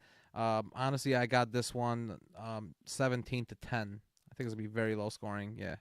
So that's really what I got. And 24-21 was higher, but I just do think that Nick Chubb is actually going to have himself. He could have a few touchdowns late, too. Have at least 2, and I think he's going to have a great game. Yeah, he could for sure, and I'm glad if he will, because I got him on most of my fantasy teams. He's been balling out for me. I didn't pick him honestly, I had to. I knew he was gonna be the. I got Hunt. And that's the thing. I fucked up on other people because like one league I got Zeke and he's just not looking too good. Right. One league I don't know what I didn't listen. Like I knew that it wasn't a chance that he wasn't gonna be all the way back to what he was. But I didn't think that Kareem Akers was going to be this fucking bad this year. Yeah. And I picked him early in one of my leagues. So, like, there's a couple leagues where I passed by on fucking Chubbs. Yeah, that's so all right. I didn't get a chance that's to all pick right. him up in any leagues this year. I mean, there's a few running backs doing work this year, actually, surprisingly. I got Taylor doing good. Nice. That's not looking too bad. Saquon looking good again. I'm Yeah. happy about that because I was really iffy on picking him or Zeke again because of the injuries. And speaking of Zeke and Saquon, they're actually got a big game this week. They're playing each other. Obviously, I'm talking about the Cowboys and the Giants. I forgot about that. Yeah, we got a big Monday night game this week. Ooh, that's a good match. Week 3, Giants and Cowboys always play tough. Obviously, division game. Obviously, we talked a lot about the Cowboys earlier with Cooper Rush and what they can do, and we did talk a little bit about the Giants. But what do you expect from this game? So for that, and it's crazy because like I didn't even realize like the marquee matchup in running backs. Right. Until you Seriously, just right? mentioned it. Like, damn, we really got Zeke and Saquon going against each other Monday night. So that should definitely be a good game. Obviously, Cowboys are trying to figure out life without Dak. Yep. While pretty much the Giants have been surprising everyone with their play so far, and a lot of that have to do with Saquon Barkley looking almost back to his full self. This game is going to be a game of third downs. Yeah, and it's true. It's very basically true. not only is that sound right, but like there's legit like it's statistical. Yeah. Like right now, Dallas is tied for worst in third down conversions Wow, I in didn't the know that. league Damn. at 24%, while New York's defense is tied for best in third down conversion rate at 21%. So not only is Dallas already converting the worst at third down, they're about to face the best third down defense in the league. Like, granted, it's only 2 weeks in, but you know. So pretty much, this is a good game for Dallas. They actually do very well on the road. Right. This game is in New York. Right. And they actually, I think, went 8-0 or 9-0 in the last like couple years just against the Giants alone. So history should have Cowboys looking, for this win. But obviously, without Dak Prescott, you kind of don't know what to expect. And obviously, like I said, the Giants are actually been playing real good at 2-0. So obviously, we're gonna need to see everything we said earlier. We need to see some rushing from Ezekiel. That's for sure. We need to see some good passing attempts from Rush. Obviously, try to get the ball to CD. But the thing is, besides Saquon on the other end, I don't see nothing else. Like, I know they won 2 games and it was surprising, but they don't really have much to talk about because even when it comes to that offense, Saquon is basically the only one that's been getting any volume in the first 2 weeks to begin with. As far as volume, Yeah, and that's just not even like rushing. He's also pretty much getting he's in the passing game, yeah. Yeah, I would say he's 9 catches for 46 yards, and 9 catches in 2 games is actually pretty high for that Giants team. It's huge, yeah. Who's not getting that much passes off. So yeah, so for him to already be obviously the top rusher, top 3 in receptions, pretty much it looks like he's going back to being that workhorse that he was. So for that, I think it's going to be a low-scoring game as well because both teams are going to try to run it. Yep. Obviously, both teams have a lot of question marks going into this game. Why the Giants are 2-0? Will they finally lose?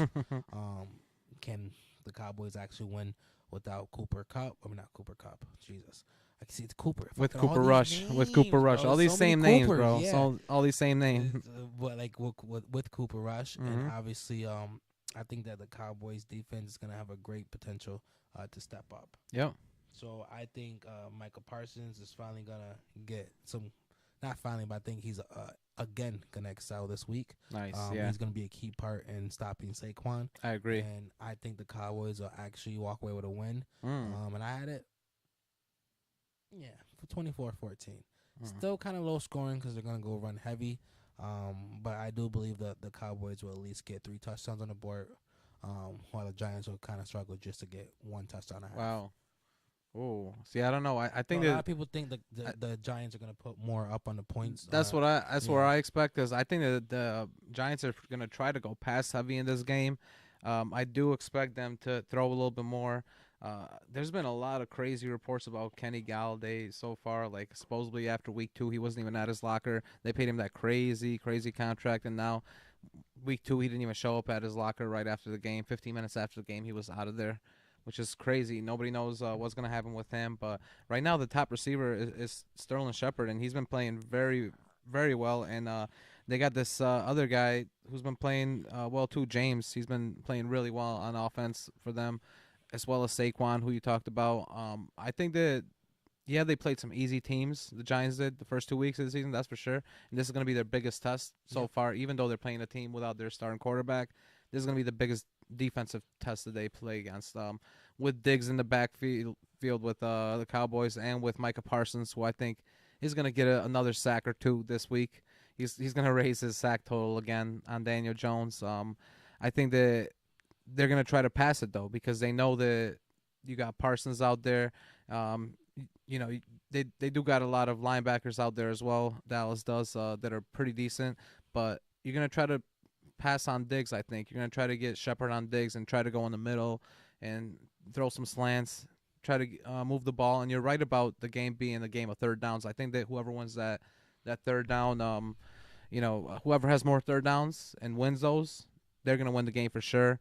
I see the Giants having a slightly better offense right now than the Cowboys with Cooper Rush, and I just feel like the Giants are gonna try to stack that box against Ezekiel Elliott and not let him get it, and same with Pollard, and Cooper Rush is gonna have to try to throw it. If the Giants come out early and score 2 early touchdowns, then it's going to be tough for Cooper Rush to come back from behind, and him throwing from behind is going to be tough. So I do think that the Giants have a good chance to win this game, especially because, they're playing at home, and it's probably going to be slightly colder than people are used to, a Monday night game, probably going to be in the 50s. So I do expect the Giants to win this game, honestly. I think that Daniel Jones is going to show out with his wide receivers this week, and he's probably going to get 2 touchdowns, and I do expect Saquon to ball out again, another 100-yard game. But I do think that the defense of the Dallas Cowboys is going to play decent. I think they're going to step up. I think they will step up, but I still think it's going to be like a 24-21 game. It's going to be a close game for me. They always play close. 3-point games is what it always is, but I just see I think the Dallas is going to have trouble early to score points. That's what I think. Nah, I can see that happening, but I just think I really personally think Dallas defense is about to have a real good game. I could definitely see that too, because I think that Parsons is a monster. Right now, He's a defensive player of the year so far right now. Monster, tackles for loss, sacks. He's balling out. He can easily get interceptions too if he wanted to. I think that he's a monster, but I think that Saquon is playing better than Ezekiel right now, and they're gonna lean on him more. The Giants are. And they're going to have a little bit more balance where they're going to be able to throw deep. So they will lean on that passing attack a little bit more. So I just see the Giants coming out 3-0, and I mean, that's going to be a big surprise for me. But either way, this is going to be a big game for both of these teams to stay in this division. Yeah, I mean, one of my homegirls, she says she's a Giants fan, but she's a Bill supporter, right?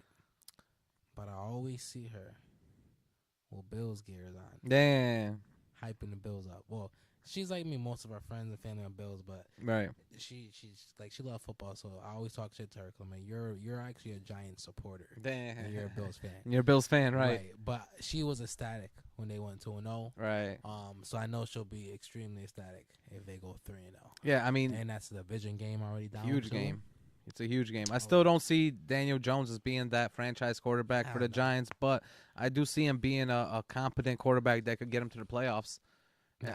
I do. I think I'm not saying this year because I think that the Eagles are. I think that the Eagles are far beyond them, and the Cowboys, when Dak comes back, are going to be far beyond them. But I do see them being a possible. You say these teams are mediocre. 9-8 is mediocre, but mediocre can get you to the playoffs and win you games in the playoffs. So. I could see them being 9-8. Can get you to the playoffs, but the personnel on your team is not going to get you past that. I don't know. I see it differently. Like it's happened before. It's happened before where teams have won in the Super Bowl with that record. So right, but they usually have prolific quarterbacks. I get or that. At least someone like Daniel Jones is not about to get you in your 9-8 team. No. I'll agree with that. That's a little bit too far, but I expect. I don't even think he's starting material in the league. I think he's the starter material for sure. If you give him, you got to give him some years, man. Unpopular opinion. Not really unpopular. What I'm about to say. I don't think so. Here's the reason why. Now I can explain in a way that makes sense to you why I keep calling what you consider like the average, because my bottom of the barrel, I don't even think some of them should be starting. I can agree with that. Yeah, I can agree with that. So for me, like when I think about average, they're below average. So for me, that kind of pushes the average down a little bit. Exactly. Yeah. But I mean, you still got there's still like 30 starting or 32 starting, spots. There's So at least 6 to 8 of them that shouldn't even be fucking starting. yeah, but somebody else has to start above them, Right, and then right. they're still gonna be in the bottom anyway. So the other But other that's people my are still point. gonna be I feel like like who's gonna start above so those that's guys? my point. Above I feel those like subs. my range moves with the quality.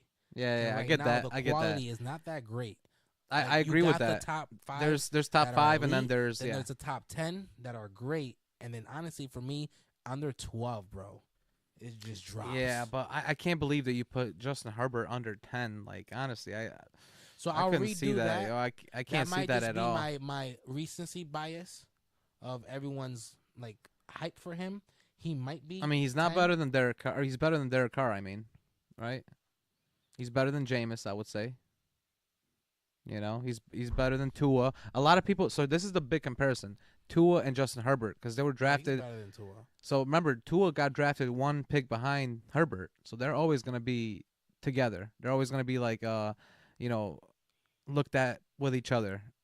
And honestly, like there's a lot of quarterbacks that shouldn't be starting. You're right about that, but So I think he's better than Wentz. He's it better might than. sound crazy. I think Dak Prescott is better than Justin Herbert.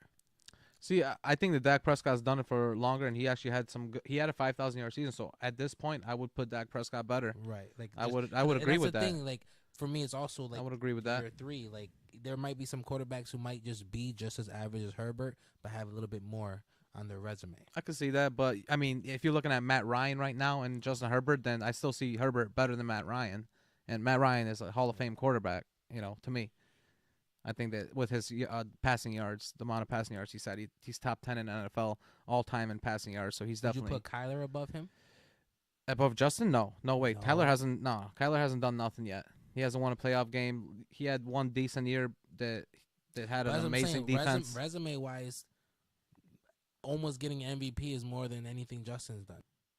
He almost And had winning MVP records. with 10 games though, not 10, 11 games, right? that's right. yeah, that's nothing. He only played 10 Right, games but that that's what I'm season, saying. so Technically, he didn't even they have a both full have great the same- season. They both have the same. Not at all, resume. because Justin Herbert, he was up there for MVP last year. He was like 3rd or 4th last year for MVP. Kyler was up until he got injured. He was like first for sure. Until he got injured. Yeah. And most people thought he was going to win that. I agree with that. I actually had him last year as my MVP, Kyler Murray, but he got injured. But so I will put Kyler above him. I'm just saying though, like he had a good 10-game season, and you're calling Justin Herbert's 17-game season worse than Kyler's last year? I think that Justin had an amazing season last year compared to Kyler. But also, Kyler's team was built great. Exactly. It was built great around him, and now I think Justin has a little bit more.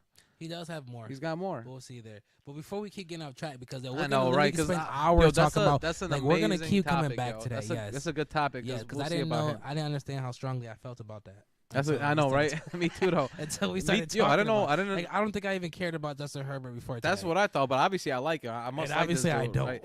And I should hate him because he's on the other side of LA playing in our stadium with the Los Angeles Rams. I know I'm wearing some Bills gear right now. If you guys are not watching, you hear this? But I am a Rams fan. Rado is a Rams supporter. See, this guy with the Rams fan and Rams support, but I'm actually the opposite of your homegirl because I am a full-on I know. I'm a But she full-on really is, Bill too. supporter. Every time we bring it up, I can show you a picture of me when I was 4 years old with a Giants hoodie on. Like No, that's a fact. I'm a full-on Bill supporter, and actually, you're talking about Matt Milano. I got a Matt Milano signed hat right there, from my boy 2 years ago when we were at the training camp. So I got a few Bills memory, but I gotta go with my Rams. My Rams are always the shit, and they're gonna be balling out by the end of the season. Don't worry. That's a fact. But anyways, I would say let's review that last game. That's what I was just gonna say for the week. yeah, Last primetime game, Broncos versus 49ers. exactly. What can you say? Trey Lance is out for the season, and it sucks to say, but there's literally no one happier than Jimmy Garoppolo. Jimmy was happy. Yo, you saw his the smile. shit-eating grin he had on his fucking face That was when he came out. Yo, He that was was like, wild. I fucking told you so. That was wild. He was smiling from ear to ear like the Grinch. Ear to Like, ear, man. And then honestly, he looked pretty good. yeah, he and here's did. the thing, you Yeah. already know how I felt. I never thought Trey Lance was nowhere near that guy. I told you, even if they didn't want to keep Garoppolo, Trey Lance is not the option. Then they kept Right. both, and They that kept just both, like yeah. was stupid. Then But actually smart now. They needed now now it's it looks smart. Yes. And then on the other end, the Broncos got a decent quarterback, a horrible coach that don't know decision making, and no one really knows what they're doing either. Yeah. So basically, two teams are fighting for an identity right now. Who you got? This is a tough one for me, man, because I really like the San Francisco with Garoppolo more than with No, Lance. I didn't trust them with Lance. Exactly, and they were a totally different team with Lance, and especially because they lost their running back. And now Eli's out. Yep, Eli Mitchell was out, and now they got Wilson starting there. But I think with Mitchell and Wilson, Lance would have been better doing a lot more of that play option stuff. But now with Garoppolo, they're still going to try some play option and some wide receiver screens that they always do to Deebo Samuel. But I just think that Garoppolo plays better with Kittle. He loves Kittle. Like, he loves throwing the ball to him. And he just plays good with Deebo Samuel. And those two guys are what you're going to need to progress in this division. I think that they're going to have a tough time in this division, but if they want to keep in it with this great defense that they have, Nick Bosa, who's my defensive player of the year, I think he's going to have a great season, and I do expect them to have a good game this week against not that great of a Broncos offensive line. And if you remember, Russell Wilson, he left Seattle the last year of his contract because of that offensive line. Like, he did not want to stay there because of that offensive line. And where did he go to? He went to the Broncos, where he thought was going to be good. I didn't understand that because and now it's non-existent. Team. Well, he thought that this was going to be a good offensive line that was going to keep him protected. It was young. It was good. On paper, it was good offensive line. And this year, they just haven't been really that great. Their left guard got injured week 1, but we'll see what happens throughout the season with the offensive line there. I think that Bosa's going to get some sacks on him, and I do think that Russell Wilson is going to throw an interception or two. I just expect this to be a lower scoring game as well. Garoppolo is still getting used to playing with this offense again and playing with some new receivers. So I expect this to be like a 24-20 game as well, 24-20. I do got the 49ers winning it. Broncos in trouble. Yeah, I think so too. Both teams got great defenses, but it seems like they're struggling both to find their identity on offense. But the one thing is you would expect that from the 49ers, not the Broncos. True. Russell Wilson, and that's the thing. I'll be honest. I have yet to blame him. He's doing what he's supposed to do. The running game's not looking too good. Yeah. He's sharing the ball, like spreading it around. It's not like he's looking for one receiver, forcing it. True. It's just they're not making the right decisions. And I don't know if he went in there with certain stipulations, but if I was that man and the resume he had, I would be calling the shots. Simple as that. Like, obviously, I'm not just straight calling the shots, but like, you're not taking me out the game on fourth and 5 when we're like to try the second longest field goal in history. Yeah. Are you kidding me? I agree. That was a stupid move. Me out for that. That was a and stupid then move. to do what they did when it came to the time management afterwards. Yeah, that was even more dumb. And that's the point. Like, I well, they understand called a it's timeout coach, with but that. like, I feel like as a franchise quarterback, Mr. Let's Ride himself, he should have been able to say something. Not to mention because we already have you accredited for making the dumbest decision in Super Bowl history. A big blunder. And you basically Didn't allow your coach once again to, at least that time they put the ball in his hands. But at that point, you should have knew, like, the ball shouldn't be in my hands. It should be in Marshawn Lynch 1 yard away. But this time you should have said, no, the ball needs to be in my hand. I agree. And it don't seem like he's taking charge of his situations anywhere. And that's why it's so crazy because, like, a lot of people, like, I'll never forget this, and it's so perfect. Someone was like, Russell Wilson isn't a quarterback. He's a method actor playing a quarterback. Because he does what he thinks quarterbacks should do. Damn. But no matter how he does it, it never looks or feel natural. Definitely acts like a quarterback. You're he right. acts like a quarterback like should act, but it never looks or feel natural to us. That's true. So it was like he's just a method actor, and like for me, that was the perfect explanation of what he is. That's funny. He tries to be that guy, and that's the thing. I don't think he is. I've always praised his intangibles, but at the end of the day, so one thing that really struck me out was the amount of happiness that ex-Seahawks players or Seahawks player had for Russell losing that game. Yeah, I know they did. They were happy. A lot of people were were happy. really clowning him for that, and it just goes to show That's true. these were his supposed brothers, like the people. Like he didn't leave he didn't leave Seattle in a bad term. They just No. couldn't agree to a certain term. Like he They just didn't want to pay him that money. exactly. They wanted to go. Yeah, they So wanted to go younger. it's not like he screwed them over or something. But Russ is just like, I don't think he's just that guy that gets take control. I think I can agree with that, and it looks like he hasn't been taking control with this team. But like you said, he hasn't made too many mistakes. No, he's playing good. I think he's playing good. I think he's playing decent. You know, they've ran the ball very well. I think that with Williams and obviously Melvin Gordon, they're both running pretty good, over 50 yards. They both had each game, which is pretty good so far. So they're getting over 100 for both of them, which is decent. I think their defense needs to step it up a little bit. Obviously, they got some young guys in the secondary that need to step it up. Patrick Surtain, he's injured right now, and it looked like he's going to be injured for a while, which is going to be huge for them. He's their best corner, Patrick Surtain Jr., and I don't know how far they can go without him because they're going to need him. He's their best corner, and he played really well last year. So I do think that they're in trouble right now. I think that Russell Wilson not taking control, not being able to pass close to 300 yards a game, you know, or do what he's used to doing, like 250 with his running attack, a little bit of running that he does, at least like 30 to 40 yards running. I think he's going to have a lot of trouble with the Broncos right now because they got a young team. Jerry Jeudy, he's missing catches, so he's having trouble there. Cortland Sutton's playing good, at least for them. But other than that, I think that they're going to be in trouble. I think they're going to lose this game, and they're going to be in a lot of trouble. Yeah, no, I got them losing 21-14. Yeah. I actually, after this last week, I'm not giving out high scores no more. Nah, you can't. You really can't. You can't. A lot of these teams are struggling right now. Yeah. And so right That's now, true. There's only like 5 to 7 teams that could really score like 30, 30 or more. So That's true. Right now, any teams that got above average defense, especially 2 above average defenses playing against each other, well, these are just average defenses. Still. But like this, the way I'm looking at it, if you're not like average when it comes to defense, I'm taking off a touchdown. Right. Like, until I start to see, like right now, it's like it's not just 1 or 2 teams. Like, the whole league keep that in the 20s. Yeah, bro. Yeah, it's what it looks like though, because they're actually calling a lot of penalties on the offense now. I've noticed they used to do defensive holding and defensive pass interference the last few years, but this year I saw a lot of offensive pass interference in the first 2 games. So they've been calling a lot of those deep balls that you could just like throw up. Back. And yeah, they don't even, you know, they don't give you that full pass interference all the way down to the 1 yard line anymore. So so a lot of teams are not utilizing that anymore. But anyways, we just let you guys know some of the top games of week 3. Oh yes. We went through a preview of week 2, and if you got an answer for any of the questions that we had below, please make sure you go ahead and answer them, and also leave us your winners for week 3. Whoever you think is going to win. Who you got? Exactly. We want to know who you got in these games. These are some big games that really matter in the NFL.